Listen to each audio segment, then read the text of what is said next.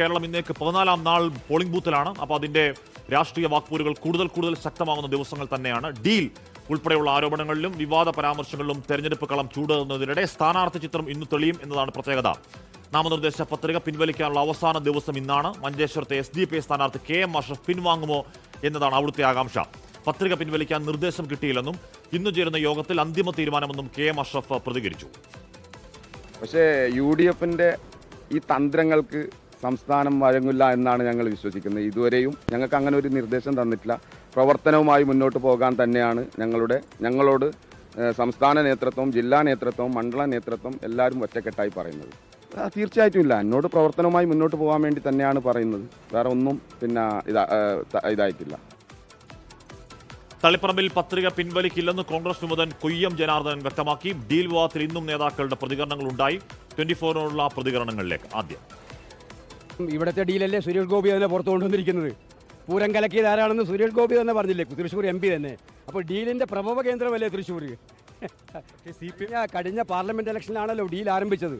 അതിപ്പം അവിടുത്തെ മുൻപ് CPI നേതാവ് സുനിൽ പറഞ്ഞു, ഇത് ഇപ്പം സുരേഷ് ഗോപിയും പറഞ്ഞു. അത് കൃത്യമല്ലേ?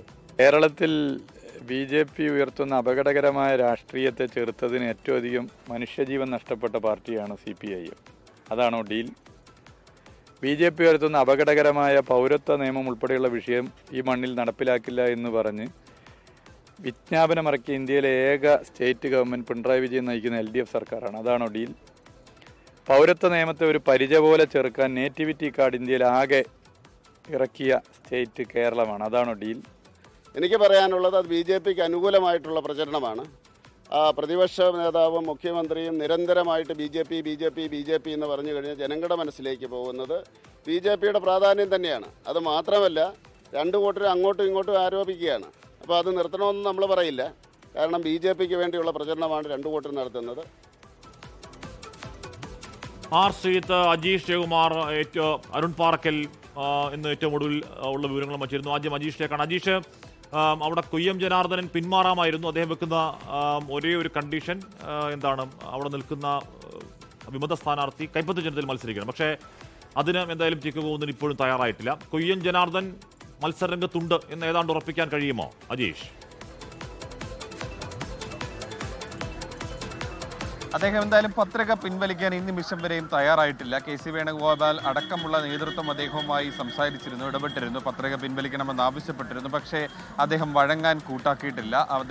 അവിടുത്തെ പ്രാദേശിക നേതാക്കൾ തന്നോടൊപ്പമുണ്ട്, അവർ പ്രവർത്തനത്തിന് നേരിട്ട് നേതൃത്വം നൽകും തുടങ്ങിയ കാര്യങ്ങളാണ് അദ്ദേഹം പറയുന്നത്. മാത്രമല്ല, അവിടെ കൈപ്പത്തി ചിഹ്നത്തിൽ ഒരാൾ മത്സരിക്കുന്നത് വരെ തൻ്റെ സ്ഥാനാർത്ഥിത്വം പിൻവലിക്കില്ല എന്ന് നേരത്തെ തന്നെ അദ്ദേഹം വ്യക്തമാക്കിയതാണ്. ആ നിലപാടിൽ തന്നെ ഉറച്ചു നിൽക്കുകയാണ് കൊയ്യം ജനാർദ്ദനൻ. അങ്ങനെ പത്രിക പിൻവലിക്കാനുള്ള അവസാന ദിവസവും അദ്ദേഹം ആ തീരുമാനത്തിൽ നിന്ന് പിന്നോട്ട് പോകുന്നില്ല. നേരത്തെ തന്നെ ഈ TK ഗോവിന്ദനെ പിന്തുണയ്ക്കാൻ UDF തീരുമാനിച്ച സമയം മുതൽ തന്നെ അവിടെ പ്രാദേശിക തലത്തിൽ കോൺഗ്രസിനകത്തും ലീഗിനകത്തുമൊക്കെ വലിയ അമർഷമുണ്ടായിരുന്നു. നേരത്തെ തീരുമാനിച്ചിരുന്ന സ്ഥാനാർത്ഥി അവിടെ നിന്ന് മറ്റൊരു മണ്ഡലത്തിലേക്ക് മാറ്റുകയും TK ഗോവിന്ദനെ പിന്തുണയ്ക്കുകയുമായിരുന്നു UDF ചെയ്തത്. അവരുടെ ഒരു കണക്കൂട്ടൽ TK ഗോവിന്ദനെ പാർട്ടി വോട്ടുകൾ ഒരുപാട് സമാഹരിക്കാൻ കഴിയും, CPMന്റെ വോട്ടുകൾ ഒരുപാട് സമാഹരിക്കാൻ കഴിയുമെന്നുള്ളൊരു പ്രതീക്ഷയാണ് UDFനുള്ളത്. സ്വാഭാവികം നേരത്തെ മറ്റൊരു കാര്യം കൂടി, PK ശ്യാമളയ്ക്കെതിരെ കുറച്ച് എതിർപ്പ് പാർട്ടിക്ക് അകത്തുണ്ടായിരുന്നു. ആ വോട്ട് കൂടി TK ഗോവിന്ദന് സമാഹരിക്കാൻ കഴിയും. അവിടുത്തെ UDF വോട്ടുകൾ കൂടി കിട്ടി അവിടെ വിജയിക്കാൻ കഴിയുമെന്നുള്ളൊരു പ്രതീക്ഷയാണ് UDFന്റെ ക്യാമ്പിനുണ്ടായിരുന്നത്. പക്ഷേ ഇവിടെ ഒരു വിമതൻ കൂടി വന്ന സാഹചര്യത്തിൽ, അദ്ദേഹത്തിന് പ്രാദേശികമായി വലിയ പിന്തുണയുള്ള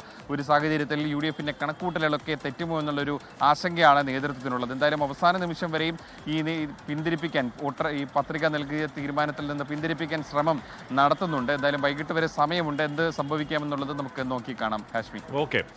അരുൺ പാറക്കൽ ചേരുന്നത് കാസർഗോഡ് നിന്നാണ്. അരുൺ, അവിടുത്തെ ആകാംക്ഷ മഞ്ചേശ്വരത്താണ്. അവിടെ AKM അഷ്റഫിന് വിമതനായും അപരനായും ഒക്കെ വിമതനല്ല, അപരനായും വോട്ട് കട്ടറായും ഒക്കെ ഒരാളുണ്ട്. അയാളുടെ പേര് KM അഷ്റഫ് എന്നാണ്. SDP സ്ഥാനാർത്ഥിയാണ്. അവരുടെ സംഘടന ഏതോ ഫാസിസ്റ്റ് RSS വിരുദ്ധമൊക്കെ എപ്പോഴും പറഞ്ഞുകൊണ്ടിരിക്കുന്ന സംഘടനയാണ്. ഇപ്പോൾ K. സുരേന്ദ്രൻ ജയിച്ചാലും അവിടെ ഈ പറഞ്ഞ സ്ഥാനാർത്ഥിയെ പിൻവലിക്കില്ല എന്നൊക്കെയായിരുന്നു നേരത്തെ ഉള്ള പ്രതീതി സൃഷ്ടി അവിടെ ഉണ്ടായിരുന്നത്. അങ്ങനെയല്ല, അവിടെ എന്തോ ഇടപെടൽ ഉണ്ടാകുന്നുണ്ട്, പിൻവലിക്കുമെന്നൊക്കെ കേട്ടു. പക്ഷേ നേരത്തെ നമ്മൾ പറഞ്ഞു കേട്ടത് ഈ KM അഷ്റഫ് പറഞ്ഞത് അവിടെ ശക്തമായി ഈ പറയുന്ന വർക്കുമായി മുന്നോട്ട് പോകാൻ നേതൃത്വം നിർദ്ദേശം നൽകിയെന്നാണ്. എന്താണ് അവിടെ പ്രതീക്ഷിക്കേണ്ടത് അരുൺ?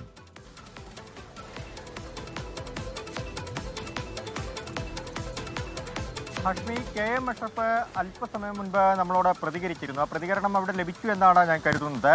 ആ പ്രതികരണത്തിൽ അദ്ദേഹം പറയുന്നത് പത്രിക പിൻവലിക്കാൻ സംസ്ഥാന കമ്മിറ്റിയിൽ നിന്ന് യാതൊരു വിധത്തിലുള്ള നിർദ്ദേശവും ഇതുവരെ ലഭിച്ചിട്ടില്ല.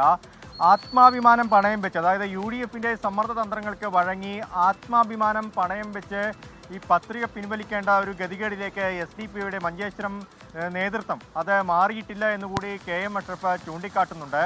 പല കോണിൽ നിന്നും, അതായത് മുസ്ലിം സമുദായ സംഘടനകളുടെ നേതാക്കന്മാരെ ഉപയോഗിച്ച് പല കോണുകളിൽ നിന്നും UDF സ്ഥാനാർത്ഥി AKM അഷ്റഫ് തങ്ങളെ സമ്മർദ്ദത്തിലാക്കുന്നുണ്ട് എന്നുകൂടി SDPI നേതൃത്വം പറയുന്നുണ്ട്. ഇന്നിപ്പോൾ SDPയുടെ സംസ്ഥാന പ്രസിഡന്റ് ഉൾപ്പെടെയുള്ള നേതാക്കൾ മഞ്ചേശ്വരത്ത് എത്തുന്നുണ്ട്. 11 മണിയോടുകൂടി അവരുടെ ഒരു യോഗം, മണ്ഡലം കമ്മിറ്റി യോഗം ചേരുന്നുണ്ട്.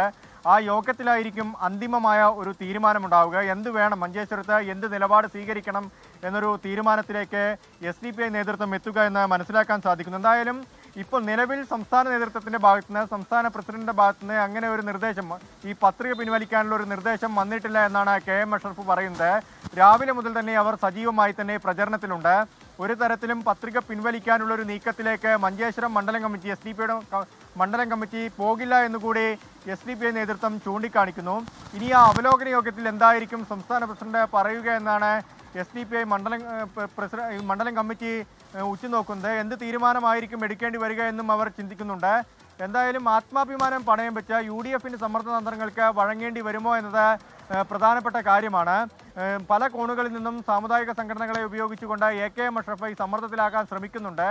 അത് ഈ SDPI വിജയിക്കും, SDPIക്ക് വിജയസാധ്യതയുണ്ട് എന്നാണ് KM അഷ്റഫ് പറയുന്നത്. SDPI വിജയിക്കുമെന്ന ഒരു ഘട്ടത്തിലെത്തുമ്പോഴാണ് UDF, മുസ്ലിം ലീഗ് ഇങ്ങനെയുള്ള സമ്മർദ്ദ തന്ത്രങ്ങളൊക്കെ തന്നെ പ്രയോഗിക്കുന്നത്. അല്ലാതെ BJP ഇവിടെ ജയിക്കാനുള്ളൊരു സാധ്യതയില്ല എന്നുകൂടി SDPI പങ്കുവെക്കുന്നുണ്ട്. എന്തായാലും BJPയും UDFും തമ്മിലാണ് നിലവിൽ ഈ മഞ്ചേശ്വരം മണ്ഡലത്തിൽ നേർക്കുനേർ ഏറ്റുമുട്ടുന്നത്.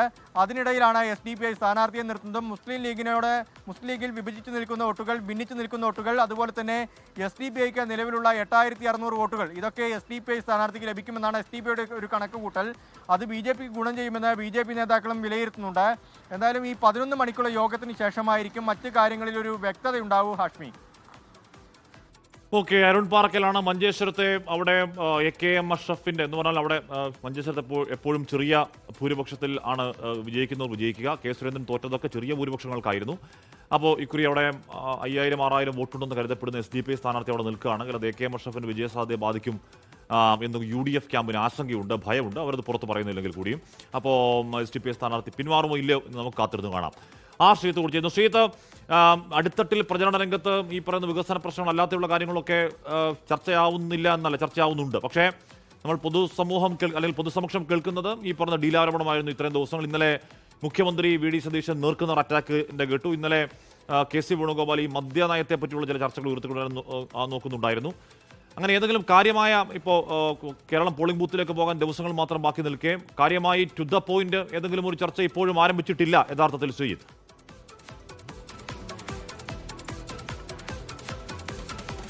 തീർച്ചയായും 2026 നിയമസഭാ തെരഞ്ഞെടുപ്പിന്റെ വിധി നിർണ്ണയിക്കുന്ന കാതലായ രാഷ്ട്രീയ വിഷയങ്ങളോ വികസന പ്രശ്നങ്ങളോ പൊതുമണ്ഡലത്തിൽ ചർച്ചയാകുന്നില്ല എന്നത് ഒരു വസ്തുത തന്നെയാണ്. ഇവിടെ ഏറ്റവും പ്രധാനമായും ചർച്ച ചെയ്യുന്നത് CPM BJP ഡീൽ എന്ന കോൺഗ്രസിന്റെ ആരോപണവും ഒപ്പം തന്നെ ഈ മദ്യനയവുമായി ബന്ധപ്പെട്ട അഴിമതിയും കോൺഗ്രസിലെ മുഖ്യമന്ത്രി സ്ഥാനാർത്ഥികളെ സംബന്ധിച്ച തർക്കവിതർക്കങ്ങളുമൊക്കെയാണ് പൊതുമണ്ഡലത്തിൽ നിറയുന്ന വിഷയങ്ങൾ. എന്നാൽ അതിനപ്പുറത്തേക്ക് കടന്ന് സംസ്ഥാനത്തിന്റെ വികസന പ്രശ്നങ്ങളിലോ മറ്റ് സർക്കാരിന്റെ പ്രവർത്തനങ്ങളിലെ പോരായ്മയായി ബന്ധപ്പെട്ട ചർച്ചകളിലേക്കോ ഒന്നും ഈ തെരഞ്ഞെടുപ്പിന്റെ പ്രചാരണം കടന്നിട്ടില്ല. ആദ്യഘട്ടം പിന്നിടുമ്പോഴും പൊതുമണ്ഡലത്തിൽ നിറഞ്ഞു നിൽക്കുന്നത് വിവാദ വിഷയങ്ങളാണ്. ഇന്നലെ കായംകുളത്ത് LDF സ്ഥാനാർത്ഥി U പ്രതിഭയ്ക്കെതിരായ പരാമർശവും വലിയ തോതിൽ സംസ്ഥാനമെമ്പാടും ചർച്ച ചെയ്തു. ഇതോടൊപ്പം തന്നെ പയ്യന്നൂരിലും തളിപ്പറമ്പിലും CPIM വിമത ഉയർത്തുന്ന പ്രശ്നങ്ങളും ഒക്കെ തന്നെ ചർച്ചയാകുന്നുണ്ട്.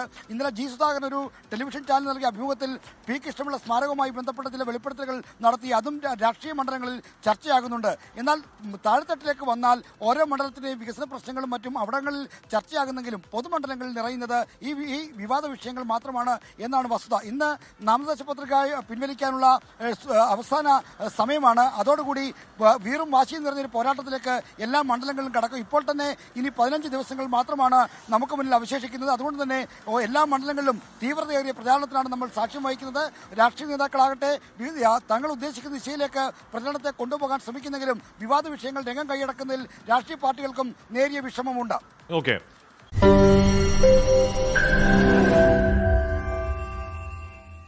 ലോകത്തെവിടെയായാലും ഏത് സമയത്തും 24 വാർത്തകളും ഓഗ്മെന്റഡ് റിയാലിറ്റി പാക്കേജുകളും എക്സ്പ്ലെയിനറുകളും വിശദമായി കാണാൻ ഞങ്ങളുടെ യൂട്യൂബ് ചാനൽ നിങ്ങൾക്ക് സബ്സ്ക്രൈബ് ചെയ്യാം.